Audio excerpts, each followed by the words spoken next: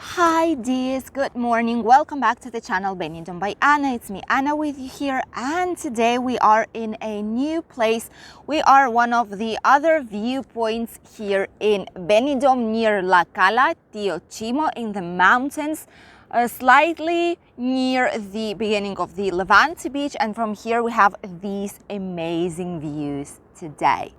And of course, it's time to discuss all the latest news from Spain and Benidorm area. What is happening here today, the situation, and in general, what's going on in the last 24 hours. As you know, in terms of the situation, we don't have the exact numbers for Sunday, but I did manage to get them for Saturday's date. And what we do have is the number of cases, 2037. It's amazing because it kind of shows us that we are almost there. We are almost decreasing and going lower than 2000. And the index is also dropping, but not as fast as we would like it to. It dropped just by 1 point and a few decimals, not more, but still it's very good number. It's 57 cases per every 100,000 people. The worst amount of cases and the worst situation right now is in Ceuta, Melilla, with 130 and 95 index for the last 14 days, and in Cantabria they have almost 90 cases. So this is like the worst case scenario here. The rest of the regions, they are almost all of them in a low risk, except for a few that are in the medium one. There is no regions in Spain in general that would be in a high or extreme risk anymore. Right now there are 14 countries that are in a green list in terms of traveling. As for tourism, you know that people who are traveling from European Union and Schengen areas, they are allowed to travel with different vaccination, with PCR testing, with antigen tests like fast tests. And UK is also allowed as well, because UK has a special relationship with Spain for a while now. So this is why, even though they're not in European Union anymore, people are allowed to travel. And these 14 countries, I'm gonna put you the complete list right here on the screen. You will see it. And these ones, they are able to travel as tourists with different vaccination or PCR testing. If not, all other third countries that do not have a complete vaccination with an approved vaccine, they cannot travel unless are in a green list. There are no big news so far, which is amazing. We always spend like at least 5-6 minutes talking about the latest restrictions, what's going on, what's allowed, what is not allowed. But right now, the truth is that basically everything is allowed except for the mask, except for the social distancing, and a few like small measures. Everything else is allowed, and we just don't have basically any more such severe restrictions here. We're going into the new normality. We're just diving in, and everything is getting back to normal. So those of you who will be coming right now to Spain, and if you were here during pandemics already, you will see a huge difference. This is basically the situation today. In our region, I want to say that it's everything is basically fine. Everything is okay. Bars and restaurants, they are continuing to open. Places that sadly were locked down, right now they are being rented by someone else, and they're opening new businesses in them. So everything is quite good. Everything is fine, and I just know that everything will be okay from now on. And the next news is coming from Catalonia, where Barcelona is, from North Spain. This is the news basically that comes up every October, at the beginning of October. And we always have like manifestations and protests going on for the independence of Catalonia. Why this is happening? Because a few years ago, the politics party started this started this idea to get independent. Well, it never left this idea, to be honest with you, but there was a time when it was like calm and quiet, but then the politic parties, different ones, they came to the power, and they just started to bring up this question a lot more and more each day. So a few years ago, they basically made an illegal referendum where they said that Catalonia was independent. which is why a lot of the politics then went to jail because of that. And since then, people were just going to the streets. Every 1st of October was the day when it was like a celebration, when all the people who wanted Catalonia to become independent were going out to the streets with a lot of papers, like with anything that they have, with the flags of Catalonia to show that they want it to be independent. The curious thing about this is that even if politics, even if the local government of Catalonia and Barcelona wants to be independent, people don't want to have it as much, because if you see by the years, this year was the worst one in terms of the quantity of people that came for the protest. Before it was like thousands and thousands of them, but right now there were only hundreds. Just that, like in all Catalonia, there were only hundreds of people that went to the manifestation. So everything is getting a lot quieter. Politics, of course, they don't like it. Like politic parties, they don't like it, because it's something that they have in their blood. You know, it's something that they want desperately to achieve, but people are not that supportive anymore as they were. So we'll see what will be happening, but we've seen quite a few protests. One of them was in Girona, there was one in Barcelona yesterday. Like in a lot of different parts in Catalonia, there were some protests, but no such a big protest than it was a few years ago. So everything is slowly getting quieter. The next news is in terms of senior unemployment. This is a curious thing that I've seen, that I've spotted recently. It's getting chilly. If you don't mind, I'll put my sweater on. Well, because it's very, very chilly here up in the mountains, so I need that. And the wind is also very cold today. I think it's the first day ever in this year that the wind is so cold and it does not feel like summer. It's still early in the morning, but the wind is not very pleasant. So yeah, we need to put something warm, nice and cozy already, especially in the morning time. So in terms of a senior unemployment, there's been a very interesting data that was posted in official sources here in Spain. And it basically says that we have triple as much of senior unemployed people as in 2008. 3 times more, can you imagine? And the work future of people that are over 55 years is very uncertain here. It's a typical issue. I'm not sure if any other countries do have it. If you live in other countries, please let me know. I know you're watching me from US, from Canada, from UK, from a lot of different parts of the world. So write me please, and for all us to know, for our subscribers and people watching, how is the situation in your country? If the employment market is also the same as here, and if it's mostly impossible to find the work from 55 years onwards. Because here it is the case. A lot of these people, they are just forced either to start their own business or to work as autonomo for any other company, but as autonomo. Just like this, they're able to gather some money for their pension, like for their retirement, and just survive simply because here unemployment is only paid for 2 years and that's it, not more than that. So you need to kind of look for a solution if you want to be able to survive in this world and in this country.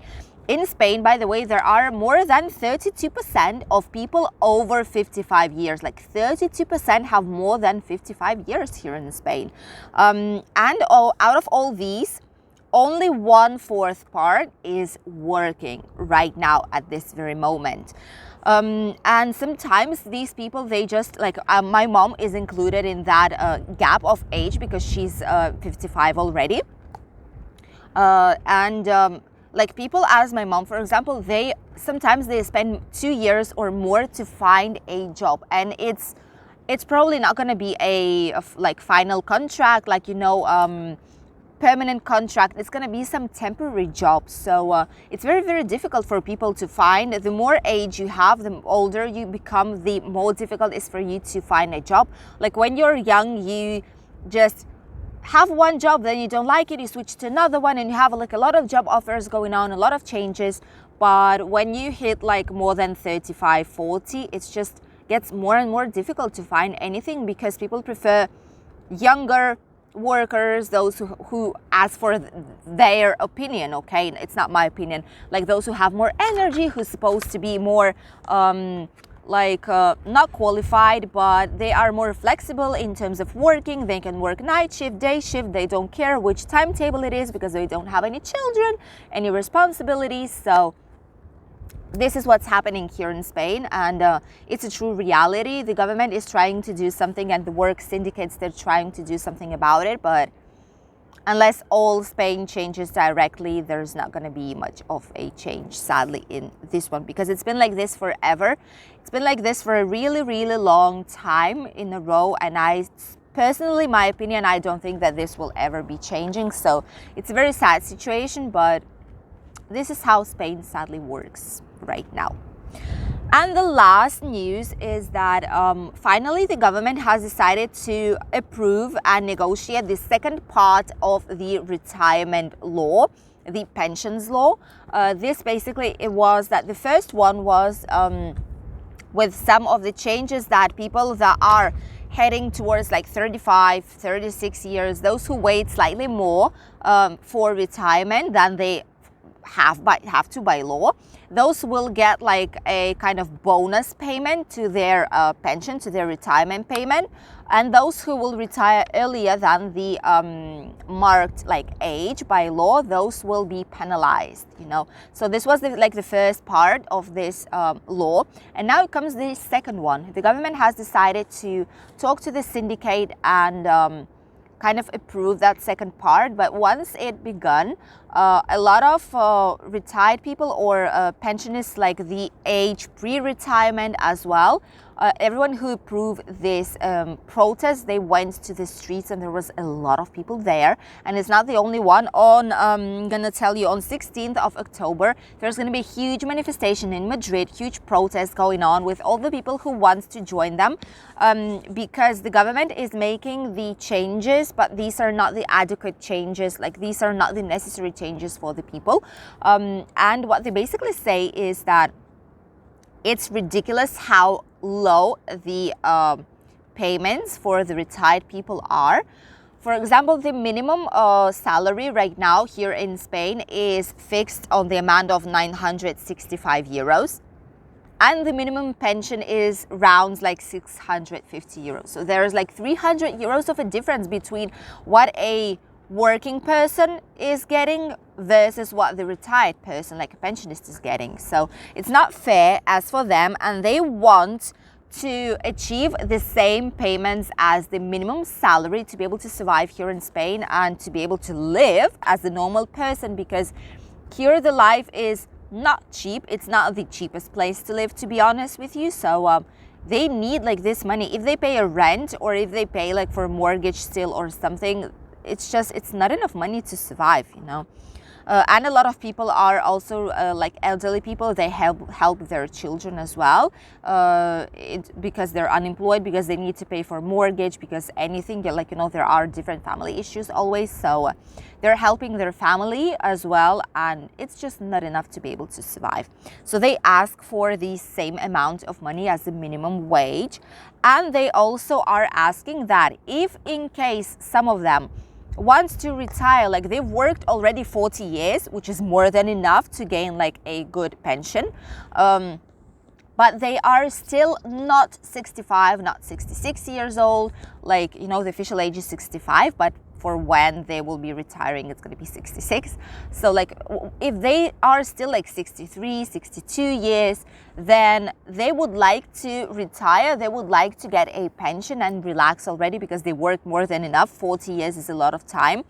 And they don't want to be penalized for that. They don't want to for the government to take out some of the amount of money just because they're not 65 years yet, even though they've worked the appropriate amount of years to be able to receive quite a good quantity of money. They're asking a lot of things, and the government will be starting the negotiation already now with the syndicates, with the associations of pensioners, and then we will see what will be happening, because this second part is a lot more difficult, because it involves a lot of human rights questions and a lot of difficult questions to answer in terms of what is right, what is wrong. And a lot of the points that they want to approve, they're not very good for people. They might be good for the government in terms of getting like taxes and in terms of money coming to the government, but it's not good for people. It's not good for people who will be retiring soon. It's not good for anyone except for the government, of course. So we will see what will be happening. But as for now, on 16th of October, there's going to be quite a big protest going on here in Spain, in Madrid area.